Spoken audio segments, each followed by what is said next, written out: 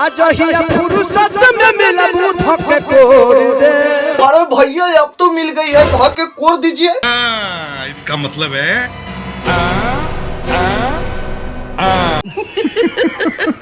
अरे नहीं नहीं भैया, यही डिम्पल सिंह ना थी कि अपने पवन भैया के हाई बोलती थी। पावर यहीं से शुरू हो रही है खत्म। खेसारी लाल यादव बोले झुके रहना पड़ेगा मेरे आगे, क्योंकि मैं अपने में खुद हीरो हूँ। आज ना कार नहीं भैया, तू धराइबे करबू यही जोर से हुई कि तू बुझ जाइबू। तो क्या हाल बा, सब खुशल मंगल बा। तो दोस्तों पिछले भोजपुरी में 1-2 हफ्ते से सिर्फ टेंगे टेंगे चल रहा है।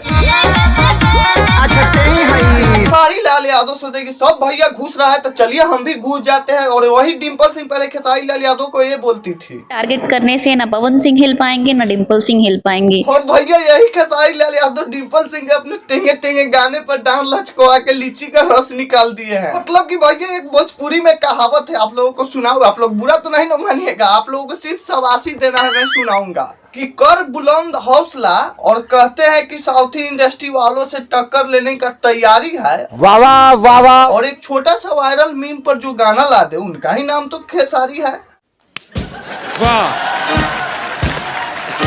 तो दोस्तों अभी के डेट में जहां भोजपुरी इंडस्ट्री डूबने के कगार पर खड़ी है, और वही भोजपुरी के कलाकार अभी के डेट में टेंगे टेंगे पेंगे पेंगे पर गाना गाकर अपना घर परिवार और पेट चला रहे हैं।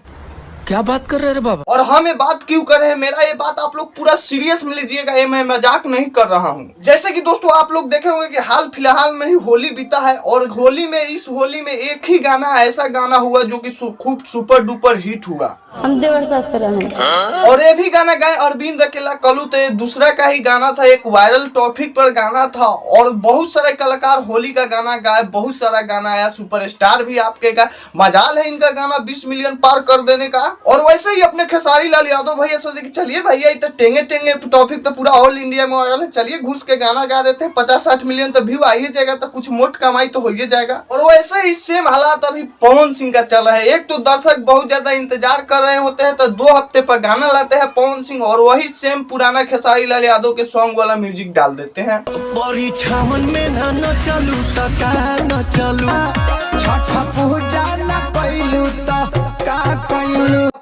मतलब कि सही से म्यूजिक डायरेक्टर काम कर रहे हैं, गाने में म्यूजिक नहीं दे रहे हैं, और सही से ना राइटर सही से गाना लिख रहे हैं, और जो सही राइटर है उनको मौका नहीं मिल रहा है, वो मतलब कि वैसा प्लेटफॉर्म नहीं मिल रहा है।